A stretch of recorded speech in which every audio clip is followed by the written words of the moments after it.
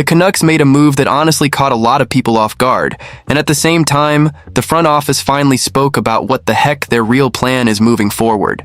So yeah, we've actually got two important pieces of news to break down today. One involves a very interesting addition to the roster that could change the physical identity of this team a little bit, and the other comes directly from management, explaining what the Canucks just did during this crazy deadline week and what it means for the future.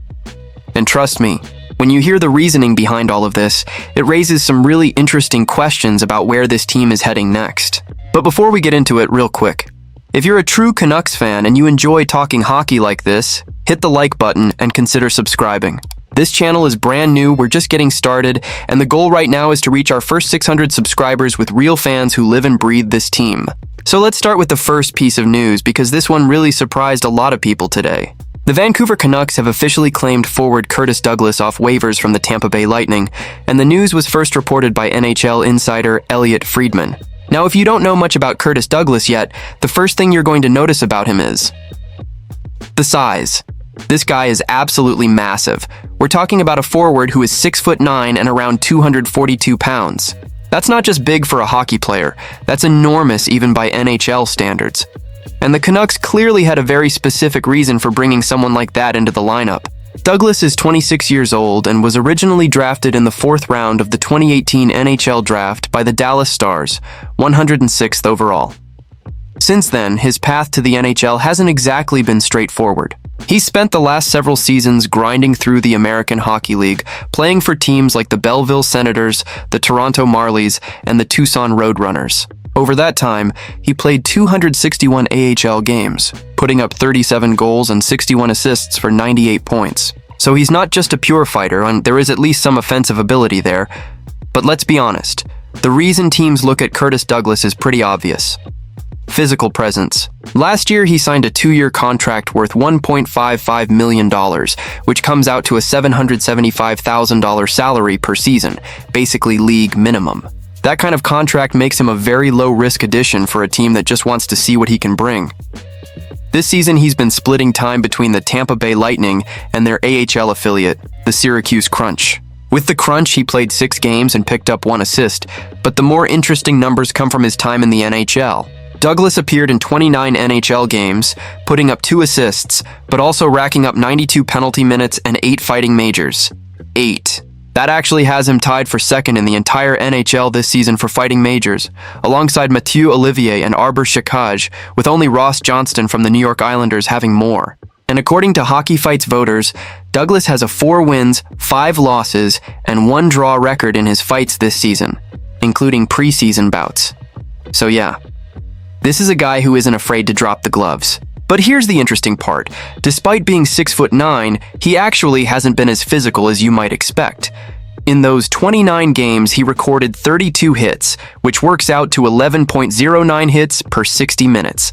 That number ranks 115th in the NHL, 5th on Tampa Bay, and if he played a full role here, it would still rank 4th on the current Canucks roster.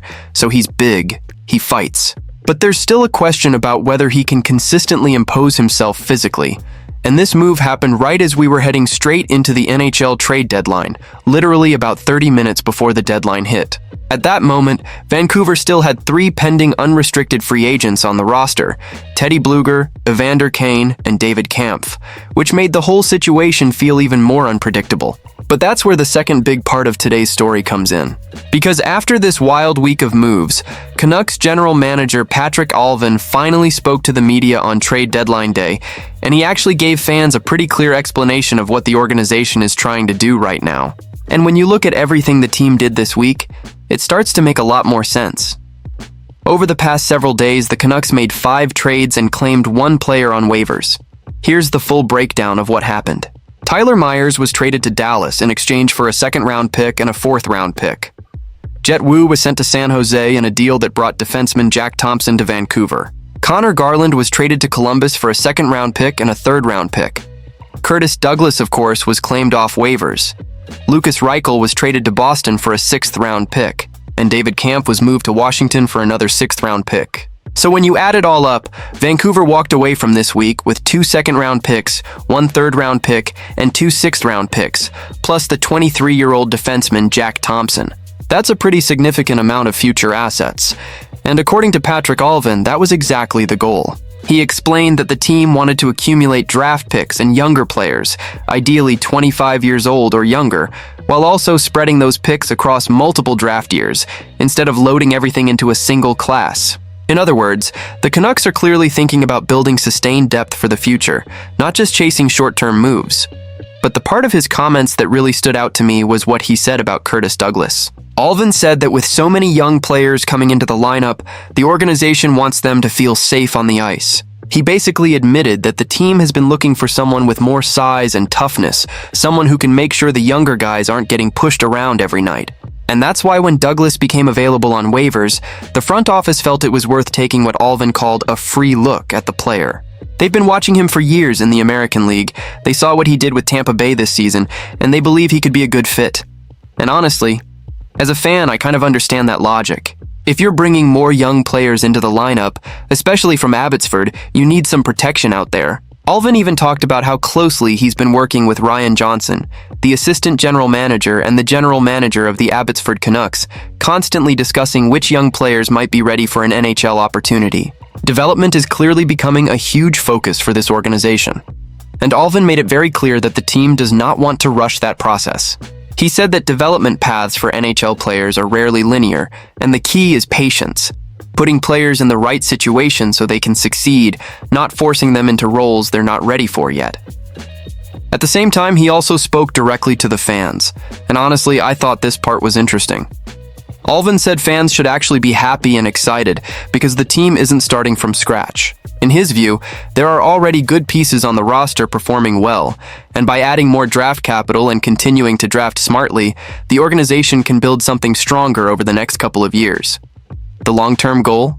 A group that grows together, holds each other accountable, and eventually becomes a true contending team. But he also made one thing very clear for the rest of this season. The team needs more fight, more attention to detail, and a full 60 minutes of effort every night. And honestly, I think every Canucks fan can agree with that, because we've all seen flashes from this team. We've seen games where they look dangerous, disciplined, and tough to play against, and then we've seen games where the effort just isn't there. According to Alvin, playing in Vancouver is a privilege. Playing in the NHL is a privilege, and every player who puts on that jersey should understand how much it means to the fans at Rogers Arena.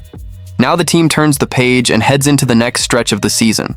The Canucks face the Chicago Blackhawks on Friday at 5:30 p.m. Pacific Time, then the Winnipeg Jets on Saturday at 4 p.m., before returning to Rogers Arena for a season-long 8-game homestand. And honestly, this next stretch is going to tell us a lot about what this group really is. Because after all these moves, after all these picks, after all this talk about development and the future, the question now is simple. Can this team take a step forward? Or are we still watching a group that's a couple years away from being truly dangerous? As fans, we want to believe this is the start of something bigger. More young talent coming in, more depth being built through the draft, and a roster that eventually grows into a real contender. But now it's up to the players on the ice to prove it. And I don't know about you, but I'll be watching very closely over these next few weeks.